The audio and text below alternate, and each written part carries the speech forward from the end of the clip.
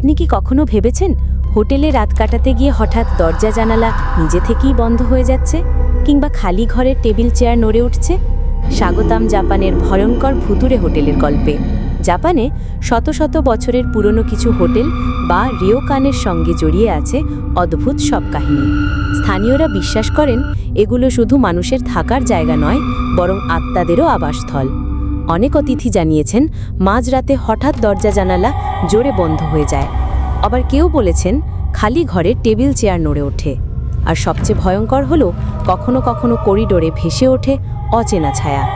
কেউ কেউ কানে অদ্ভুত ফিস ফিস আওয়াজও শুনেছেন, অথচ আশেপাশে কোনো মানুষই থাকে না। স্থানীয়দের বিশ্বাস এসব হোটেলে হয়তো মারা যাওয়া প্রাক্তন অতিথি, কর্মচারী কিংবা প্রাচীন সামুরাই যোদ্ধাদের আত্মা এখনও ঘুরে বেড়ায়। অনেকে ভয় পেয়ে আর কখনো ফিরে আসেন না।